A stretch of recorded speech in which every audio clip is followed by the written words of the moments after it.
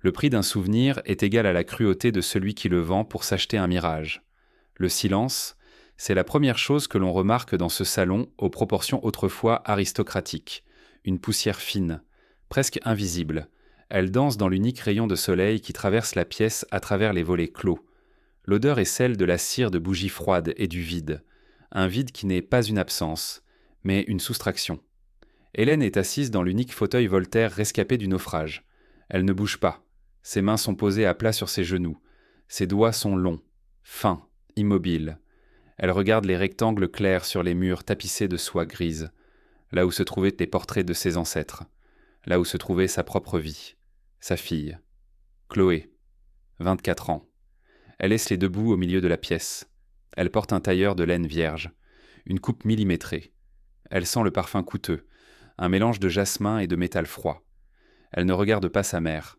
Elle regarde l'écran de son téléphone. Le clic de ses talons sur le parquet d'origine est un bruit sec, rythmique, incessant. Chaque pas est une insulte à la mémoire de cette maison. Chloé vérifie son chronomètre. Elle est pressée. Elle a un mariage à organiser, une agence de communication à sauver, un monde à éblouir. Maman, il faut être réaliste. Ce buffet Henri II ne servait à rien. Il prenait la poussière.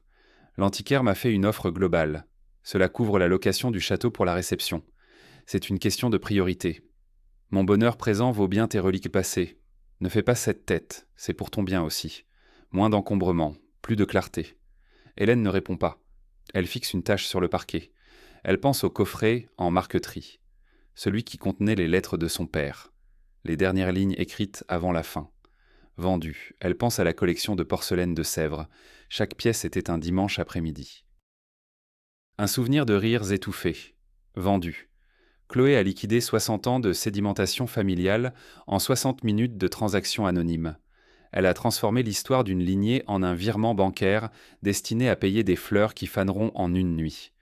L'odeur de la poussière soulevée par le départ des déménageurs stagne dans l'air. C'est une odeur de terre sèche, de décomposition sèche.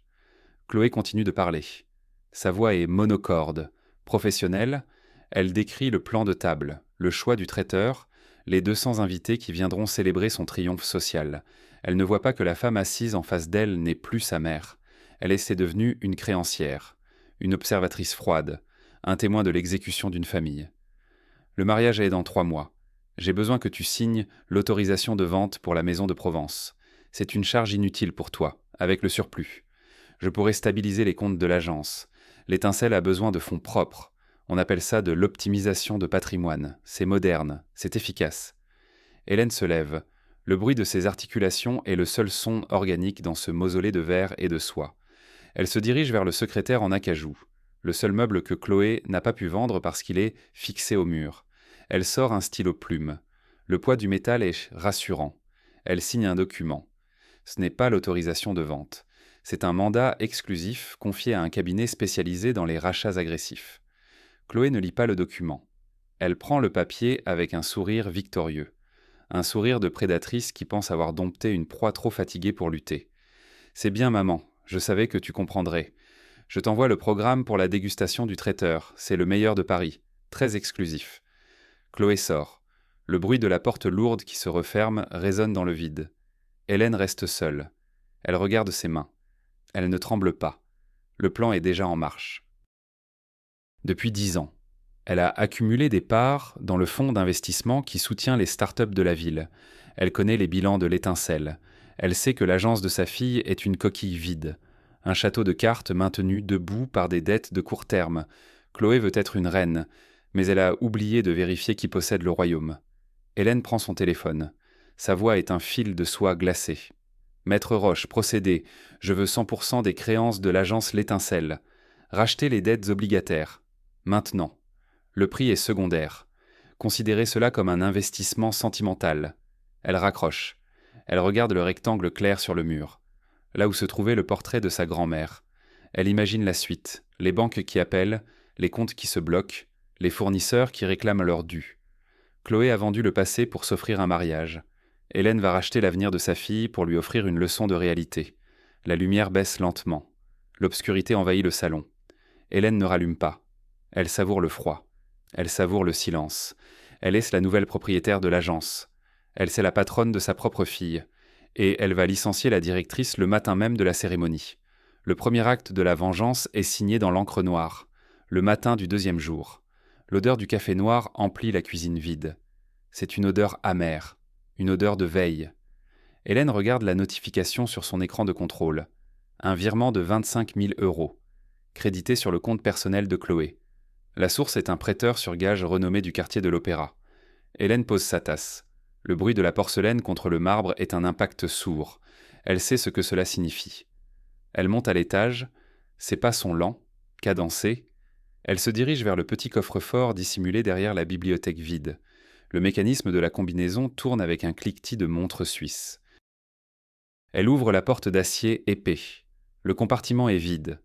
L'anneau de saphir, celui de la grand-mère, celui qui avait survécu aux spoliations de la guerre, celui qui était censé être transmis, disparu. Chloé l'a pris, elle l'a vendu pour payer les avances du fleuriste. Des milliers de pivoines blanches qui mourront en 48 heures. Elle a échangé l'éternité d'une lignée contre l'esthétique d'un après-midi. L'odeur dans la chambre est celle de la lavande fanée, une odeur de fin de saison. Hélène ferme le coffre. Elle ne ressent pas de haine. La haine est une émotion qui réchauffe. Elle est dans un froid polaire, une clarté minérale. Elle se rend à l'agence L'Étincelle. Le bureau est situé dans un immeuble de verre. Un cube transparent qui ne cache rien de la pourriture financière qui l'abrite. L'odeur à l'intérieur est celle du papier glacé et des produits de nettoyage industriel. Chloé est là. Elle est au téléphone. Elle hurle sur un assistant. Elle semble posséder le monde. Elle voit sa mère entrer. Elle fait un geste de la main pour lui demander de sortir. Hélène n'obéit pas. Elle s'assoit dans le canapé de cuir blanc du hall d'accueil. Elle attend. Elle regarde la montre murale. Les secondes tombent comme des gouttes d'acide. « Maman, je n'ai pas le temps pour tes états d'âme. Je suis en pleine clôture de budget pour le lancement de la collection d'hiver. On est débordé. Où est la bague ? Chloé. » La voix d'Hélène est basse. Elle ne porte aucune inflexion. Chloé s'arrête de taper sur son clavier. Ses yeux fuient. Elle ajuste son collier de perles. Un tic nerveux agite le coin de sa bouche. « Je ne sais pas de quoi tu parles. Tu as dû la perdre. Ou peut-être que les déménageurs l'ont prise. De toute façon, c'était un objet démodé. Personne ne porte plus de saphir de cette taille.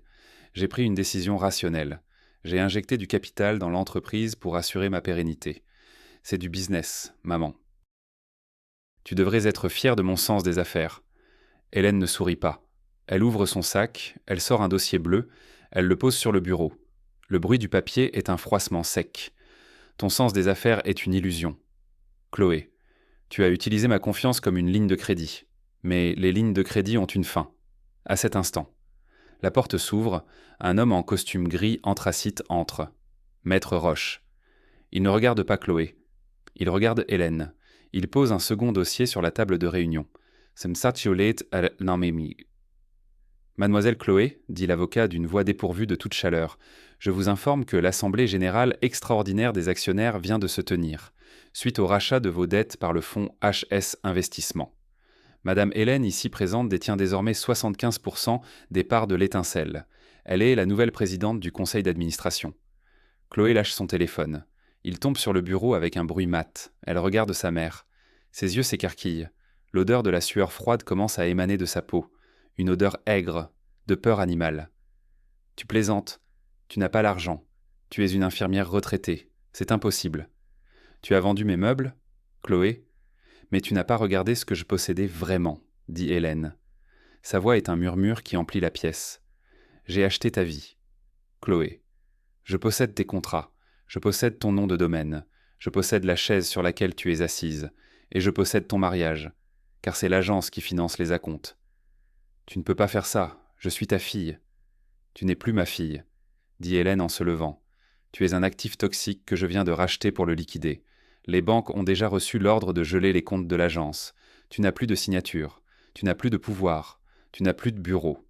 L'avocat tend un document de licenciement pour faute grave. Détournement de biens sociaux. Chloé essaie de crier. Mais le silence d'Hélène est plus fort que ses cris. Hélène sort du bureau. Elle traverse l'open space. Les employés baissent les yeux. L'odeur du café brûlé semble soudain insupportable. Elle sort dans la rue. Le froid de l'hiver est pur.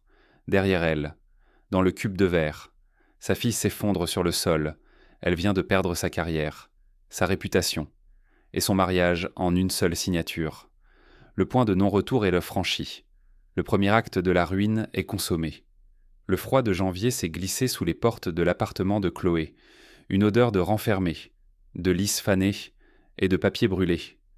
Chloé est assise au milieu de son salon minimaliste. Elle ne porte plus son tailleur de laine. Elle est enveloppée dans un peignoir de soie grise qui semble trop grand pour elle. Elle regarde son écran de téléphone. Le silence de l'appareil est une agression. Plus de notifications, plus d'appels des influenceurs, plus de messages de félicitations pour son futur mariage avec Antoine, le fils d'une grande lignée industrielle. Mais Antoine ne répond plus. Chloé se lève, ses pieds nus sur le béton ciré produisent un son mat, un son de tombeau. Elle se dirige vers la cuisine. Elle ouvre le réfrigérateur. L'odeur du vide l'accueille. Une bouteille de champagne entamée. Un yaourt périmé. C'est tout. Elle n'a plus accès au compte de l'agence. Ses propres cartes de crédit ont été refusées au supermarché ce matin. Un message rouge sur le terminal. Provision insuffisante. Elle pense qu'elle peut encore gagner. Elle a son réseau. Elle a ses alliés. Elle saisit son téléphone et appelle Julien. Son partenaire créatif. Son ami de 10 ans. « Julien, c'est moi. Écoute, ma mère est devenue folle. Elle a bloqué les comptes. J'ai besoin que tu transfères les fichiers clients sur mon serveur privé. On va monter une nouvelle structure. Immédiatement. » Le silence au bout du fil dure 7 secondes. 7 secondes de vide absolu. « Chloé, dit Julien. » Sa voix est plate, comme celle d'un étranger. « Ta mère nous a réunis ce matin à l'agence. Elle nous a montré les grands livres. Elle nous a montré les factures de fictives que tu as créées pour payer ta robe de mariée. Elle nous a montré les retenues sur nos salaires que tu n'as jamais versées à l'État. Elle ne nous a pas licenciés. Elle a doublé nos primes de fin d'année. Elle est la patronne. Chloé, on ne partira pas avec toi.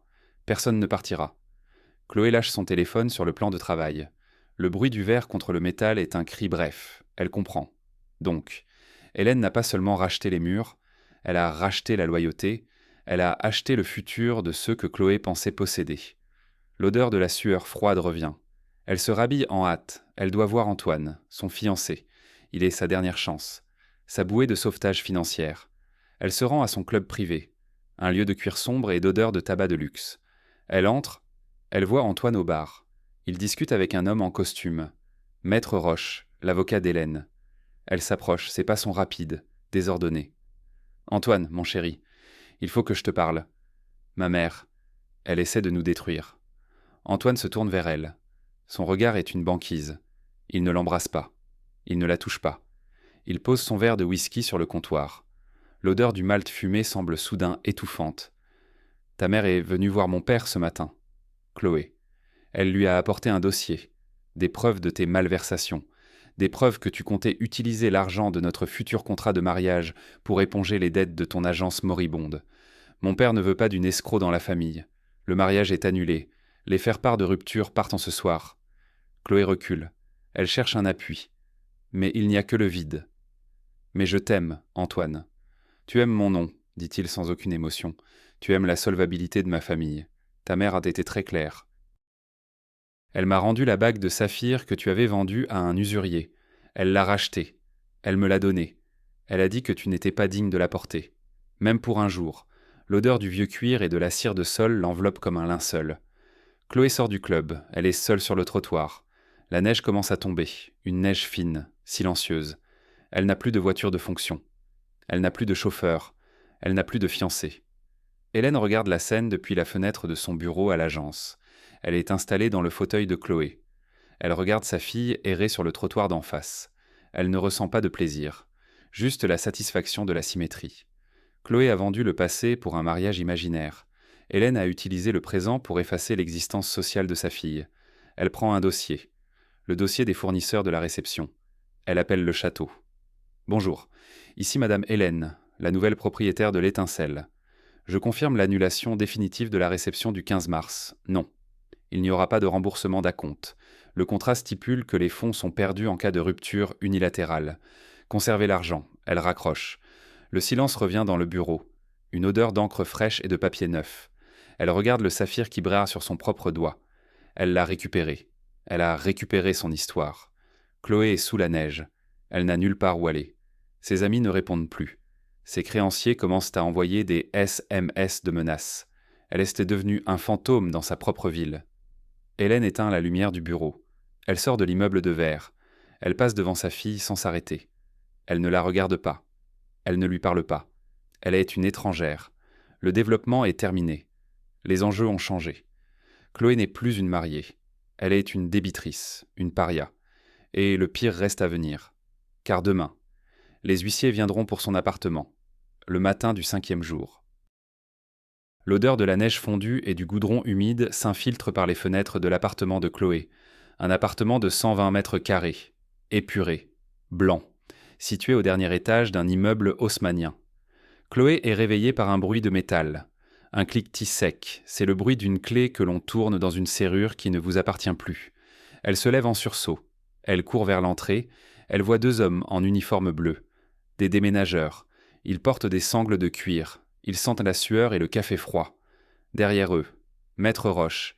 Il tient une tablette numérique. Il ne regarde pas Chloé. Il regarde l'inventaire. « Qu'est-ce que vous faites ici ? Sortez, c'est ma propriété privée !» hurle Chloé.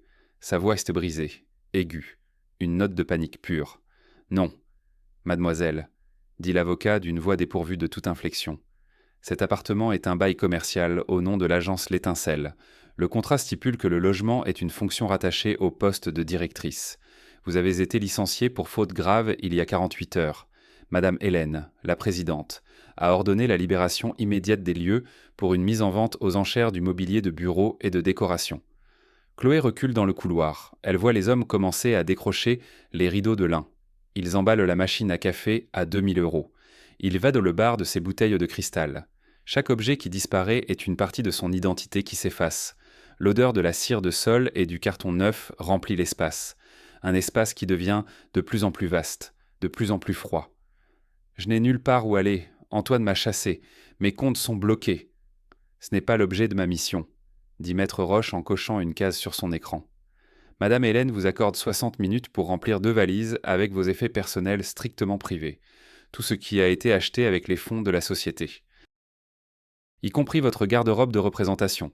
Reste ici. » Chloé court vers son dressing. Une pièce de verre et de miroir. Elle voit ses robes de créateur, ses sacs à main en cuir exotique, ses chaussures alignées comme des trophées de guerre. Elle essaie de saisir une robe de soie rouge, celle qu'elle devait porter pour son dîner de répétition. Un des hommes pose sa main sur le cintre. « Désolé, mademoiselle. Facturette au nom de l'agence. Frais de marketing, ça reste. » Chloé s'effondre sur le tapis de laine blanche. Elle pleure. Mais ses larmes ne produisent aucun son. Elles coulent simplement sur son visage pâle. L'odeur du cuir neuf des sacs qu'elle ne portera plus l'étouffe. Elle réalise que tout son luxe était une location. Une illusion entretenue par la signature de sa mère qu'elle a méprisée. Hélène arrive à 10 heures précises. Elle porte un manteau de cachemire noir. Elle entre dans l'appartement comme on entre dans un musée. Elle ne regarde pas sa fille. Elle regarde la vue sur les toits de Paris. Elle respire l'air frais qui entre par la porte restée ouverte. « Tu es un monstre, maman », murmure Chloé. « Non, Chloé », dit Hélène. Sa voix est un murmure de pierre. Un monstre t'aurait frappé, un monstre t'aurait crié dessus. Moi, je ne fais que de la comptabilité. Tu as vendu mes souvenirs d'enfance pour payer ce tapis. Je récupère le tapis. C'est un échange équitable. Tu voulais être une femme d'affaires indépendante. Voici l'indépendance. Tu ne possèdes rien. Tu n'es personne. Hélène fait un signe aux déménageurs. Ils saisissent le tapis de laine. Chloé doit se relever brusquement pour ne pas tomber. Elle reste debout, en pyjama de soie, au milieu d'un salon qui n'est plus qu'une carcasse de béton. L'odeur du vide est absolue. « Où est-ce que je vais dormir ?» demande Chloé. Sa fierté a disparu. Il ne reste qu'une petite fille terrifiée. Il y a un foyer de jeunes travailleurs dans le 19e arrondissement. Dit Hélène en lui tendant une petite enveloppe. « J'ai payé la première semaine. C'est une chambre de 9 mètres carrés. L'odeur du chlore et de la soupe en briques te rappellera la valeur des choses simples. » Hélène sort de l'appartement. Elle ne se retourne pas. Elle descend l'escalier à pied. Ses pas sont réguliers, calmes, derrière elle. Les hommes ferment la porte à clé. Ils posent un scellé de cire rouge sur la serrure. Un sceau définitif. Chloé est sur le trottoir, avec 2 valises de sport. Elle porte un vieux manteau qu'elle avait gardé de ses années d'études. Elle regarde l'immeuble. Elle regarde les fenêtres de son ancien paradis.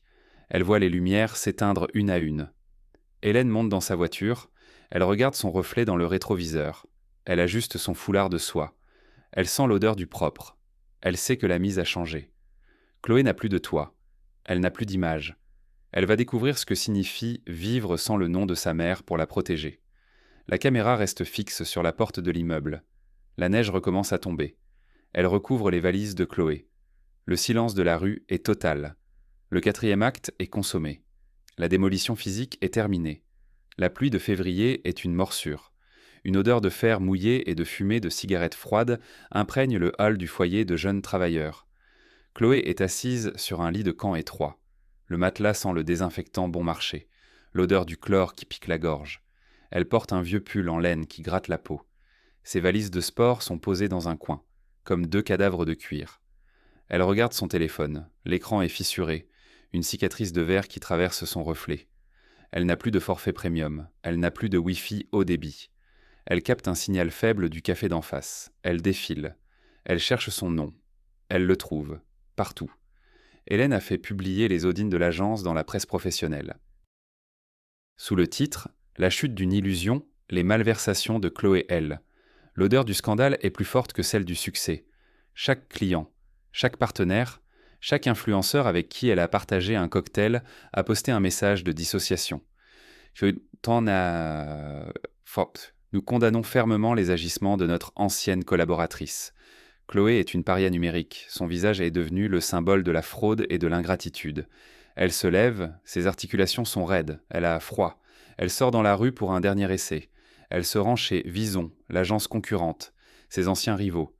Elle pense qu'ils l'embaucheront pour ses secrets, pour se venger d'Hélène. Elle entre dans le hall de marbre noir. L'odeur du café expresso et du papier glacé lui redonne un instant d'espoir. Elle s'approche de la réception. « Bonjour, je suis Chloé L. Je voudrais voir Monsieur Girard. » La réceptionniste lève les yeux. Elle ne sourit pas. Elle regarde Chloé comme une tache sur un vêtement propre. Une odeur de mépris poli. « Monsieur Girard est en réunion. »« Mademoiselle. Et pour être tout à fait honnête, il ne vous recevra pas. Madame Hélène a racheté les créances de notre propre filiale de production la semaine dernière. Elle est notre principal bailleur de fonds désormais. Personne dans cette ville ne prendra le risque de vous parler. C'est une question de survie. » Chloé recule vers la porte automatique. Le souffle d'air chaud la rejette sur le trottoir mouillé. Elle réalise l'ampleur du filet. Hélène n'a pas seulement détruit son agence. Elle a tissé une toile financière autour de toute l'industrie. Partout où Chloé regarde, elle voit l'ombre de sa mère. Une ombre silencieuse. Une ombre qui possède tout ce que Chloé convoite. Elle marche vers le jardin des Tuileries. L'odeur de la terre humide et des feuilles mortes. Elle s'assoit sur une chaise de fer vert. Elle n'a plus d'argent pour le métro. Elle n'a plus d'argent pour manger. Elle sort son portefeuille, vide. Sauf pour un petit ticket de caisse, celui de la vente de la bague de saphir. 25 000 € volatilisés en acompte de mariage perdu. Elle appelle sa mère, pour la 100e fois. « Maman, s'il te plaît, je vais mourir de faim. Je dors dans un foyer avec des inconnus. J'ai compris. J'ai tout compris. Pardonne-moi. » La voix d'Hélène ne répond pas. À la place, un message préenregistré, une voix d'automate. Le numéro que vous demandez n'est plus attribué. Veuillez cesser toute tentative de contact. Toute approche physique sera considérée comme un harcèlement et signalée aux autorités compétentes. Le bip sonore est définitif, comme un électrocardiogramme qui s'arrête. Chloé lâche son téléphone sur le gravier. Le verre finit de se briser. L'odeur de l'ozone avant l'orage remplit ses poumons. Elle réalise qu'elle n'est plus un sujet de conversation. Elle n'est plus un contenu. Elle est un néant social. Sa mère l'a effacée avec la même méthode chirurgicale que Chloé utilisait pour supprimer ses anciens posts Instagram. Elle regarde ses mains qui ont vendu le buffet Henri II, ses mains qui ont signé le mandat de vente des souvenirs d'Hélène. Elle tremble, de froid, de faim, et de la certitude absolue que personne ne viendra la chercher. Hélène est chez elle, dans son nouveau petit appartement secret. Elle dîne seule, une soupe de légumes frais. L'odeur est simple, honnête. Elle regarde le saphir à son doigt. Il brille sous la lampe de bureau. Elle n'éprouve pas de joie, juste la paix du silence retrouvé. Elle a rendu sa fille invisible, car Chloé n'existait que par le regard des autres, privée de son audience, privée de son luxe. Elle n'est qu'une ombre parmi les ombres de la ville. Le naufrage est total. Le 5e acte se termine dans le noir. Chloé ramasse son téléphone cassé et commence sa longue marche vers le foyer. Sous la pluie, sans nom, sans avenir. Un an a passé. L'odeur de la neige fraîche recouvre Paris d'un linceul blanc et silencieux. C'est une odeur de propreté absolue, comme si la ville avait été lavée de ses vanités. Hélène est assise dans son nouveau salon, un espace petit, mais dense, rempli de livres et d'objets qui ont une âme. Elle porte un pull en cachemire gris de la couleur du ciel de février. Elle tient une tasse de thé dont la vapeur monte en spirale lente dans l'air immobile. Le silence n'est plus un vide. C'est une présence, une amie fidèle, sur la table basse. Pas de smartphone, pas de notifications incessantes, juste un exemplaire du journal officiel des ventes judiciaires. Hélène tourne la page avec une lenteur calculée. Le bruit du papier est un froissement sec. Elle lit une petite annonce. Vente aux enchères des actifs résiduels de l'agence L'Étincelle. Clôture de liquidation. Hélène a tout racheté. Les meubles de bureau, les serveurs, le nom de domaine. Puis elle a tout donné à une association qui aide les personnes âgées à numériser leurs archives familiales.